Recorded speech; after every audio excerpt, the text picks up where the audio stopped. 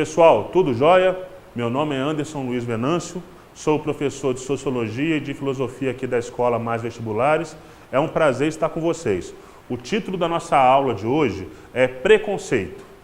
Eu sei que vocês já ouviram falar muita coisa sobre preconceito, eventualmente para alguns pode até parecer um tema já um pouco repisado demais, mas eu entendo, e não só eu entendo, tá, gente? O Enem entende assim, as universidades federais têm entendido assim, que esse tema, por envolver a questão da cidadania, da inclusão e a própria história do Brasil, é um tema que merece ser revisitado sempre que possível.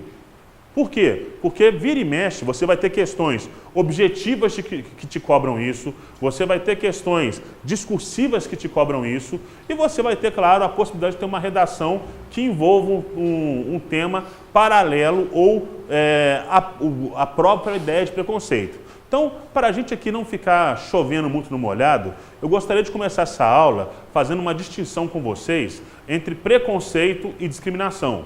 Porque à luz da própria lei, do nosso próprio Código Penal, há uma diferenciação muito clara entre as duas coisas. E é muito comum o aluno errar ao fazer uma redação ou eventualmente buscar uma resposta para uma questão dissertativa, confundir o conceito de preconceito com o de racismo e com o de discriminação. Então vamos falar um pouquinho das três coisas: preconceito, racismo e discriminação. O preconceito. Ora, o preconceito é o mais fácil da gente entender. Preconceito é uma atitude que deriva do quê? De uma opinião que você já formou sobre uma pessoa, raça ou determinado tema. Você, na busca talvez de se informar, ou talvez pela sua criação, nós sabemos na sociologia que a família é o primeiro espaço de socialização. Tudo que você vai ser na sua vida, em princípio, você aprende com a sua família. É o que o pessoal chama de socialização primária. Na socialização primária, você acaba então tendo ali contato com aquilo que seus pais gostam ou não gostam. Você acaba desenvolvendo os seus hábitos alimentares, os seus hábitos de brincadeira, você tem a sua primeira vivência de mundo. E nós sabemos que, infelizmente, nós temos no Brasil e no mundo várias famílias desestruturadas. Não só, às vezes, o pai, a mãe ou o responsável, mas eventualmente um avô ou uma avó que tem até boas intenções, mas acaba passando alguns valores que, à luz do nosso conhecimento de hoje, são equivocados. Então, há de se tomar cuidado em combater essa atitude que é perniciosa e extremamente individualizada. Às vezes você pode ter, numa mesma família, um setor da família que é altamente preconceituoso e um outro setor que é altamente lida dentro do princípio da normalidade, de que as pessoas devem mostrar se são boas ou ruins a partir da sua convivência, se são bom ou mau caráter a partir da convivência. Mas o preconceito, então, é esse conceito negativo que você passa a ter a respeito de um time, a respeito de uma pessoa, a respeito de uma cor. Isso é ilegal, professor? É ilegal na medida que, ora, eu tenho aqui uma empresa, eu tenho aqui uma loja, e de repente vem um candidato a vendedor que é negro, e eu não o contrato porque ele é negro. Eu estou eu estou aqui agora praticando então dois crimes, o crime de preconceito e de racismo. Porque eu estou tendo um preconceito com relação a esse indivíduo, pensando que ele vai ser incompetente por ser negro, e estou sendo racista porque eu estou deixando de contratá-lo simplesmente porque ele tem uma cor que eu acho que é uma cor que é inferior, que não combina com o meu ambiente branco para servir a elite. Perceberam o problema? Então é uma coisa muito grave. E que no Brasil, gente, no Brasil é mais grave ainda, porque diferente do mundo europeu, diferente do mundo anglo-saxão, o brasileiro ele é muito dado a dissimulação. O Sérgio Buarque de Holanda, num livro chamado Raízes do Brasil, ele fala sobre várias coisas, sobre as razões da América portuguesa ser tão diferente da América espanhola. Ele cita vários exemplos de como os portugueses foram historicamente um tanto quanto desorganizados e desleixados ao fundar a sua colônia aqui nas terras que hoje chamamos de Brasil, enquanto que os espanhóis procuraram de todas as maneiras criar fundamentos para construir colônias, sim, dependentes da metrópole, sim, mas que fossem organizadas, que tivessem um sistema educacional mínimo. E isso, claro, que isso não impedia que os espanhóis tivessem enorme preconceito com os outros europeus que acabaram se fixando aqui na América. Vocês já devem ter visto em aulas de história a diferença entre os crioulos e os chapetones. Enquanto que o crioulo é aquele cara que nasceu na América, filho de espanhóis, portanto branco, que tem uma educação extremamente elevada. Vamos lembrar que na América Espanhola nós tínhamos aí universidades, enquanto que o chapetone é aquele indivíduo que vem da Espanha para ocupar um cargo de alta posição.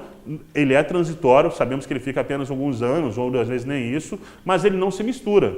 E a sociedade acabava refletindo esse tipo de postura. O chapetone olhava para o crioulo com um olhar de superioridade. E isso acabou forjando, dentro da América Espanhola, uma reação em cadeia, que, olha, o espanhol da Espanha se sente superior ao espanhol da colônia.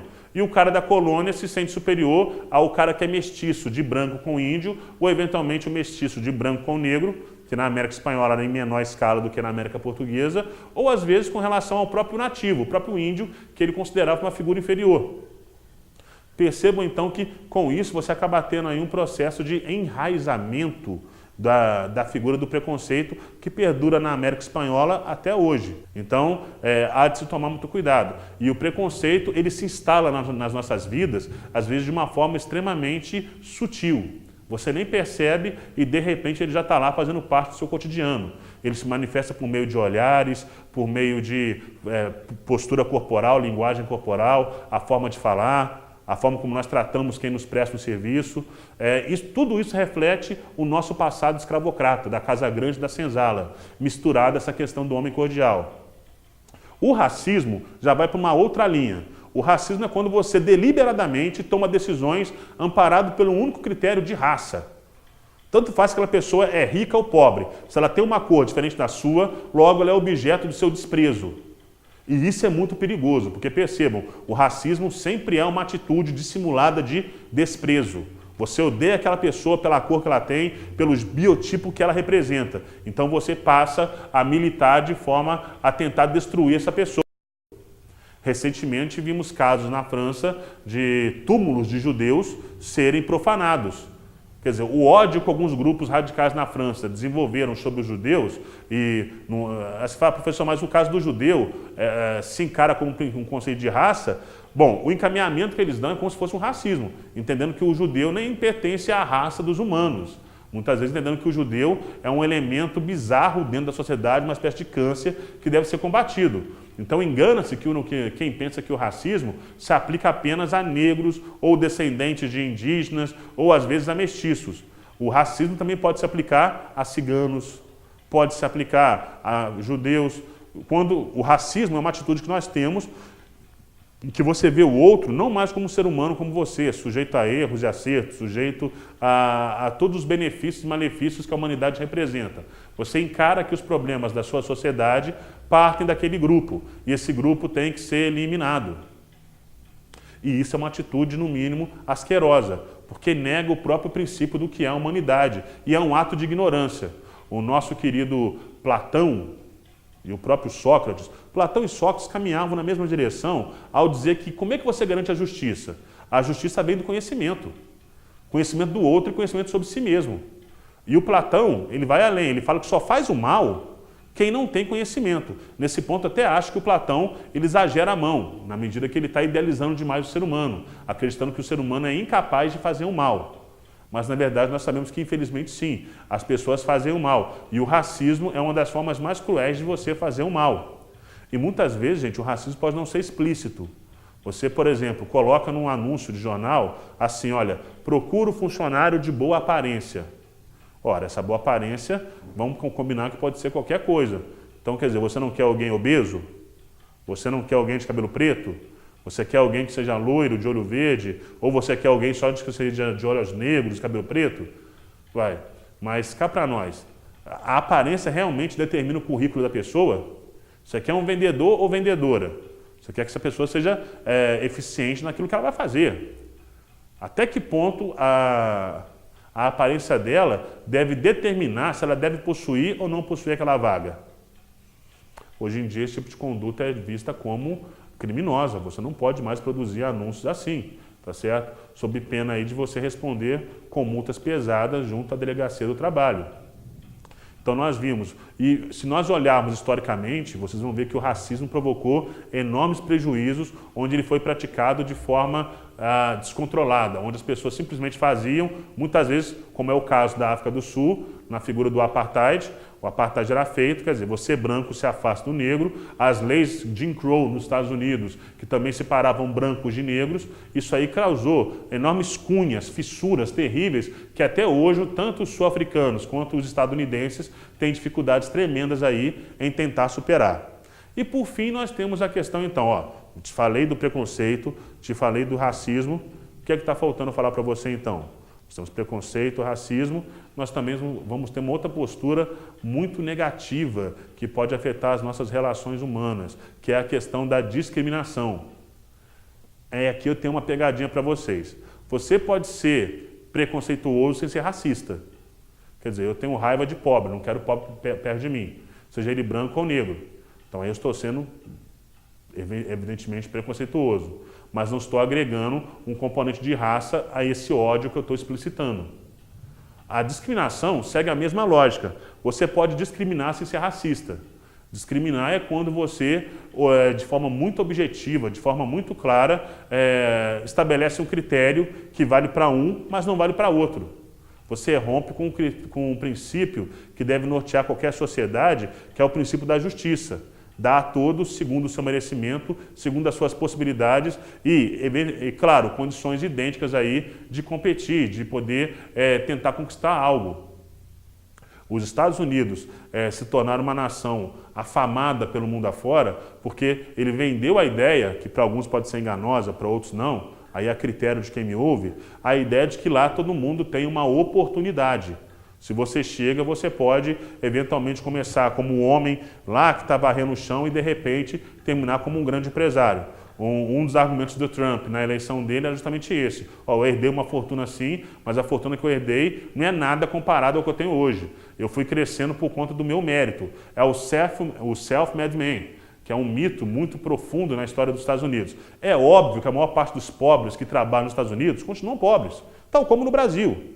Mas também é inegável que nos Estados Unidos, dado o ambiente de empreendedorismo, você acaba tendo um espaço maior para que pessoas com boas ideias, que encontram segmentos da economia que estão passando por um boom, consigam eventualmente encontrar um lugar aí no meio da sociedade e às vezes ascender e se tornar milionários.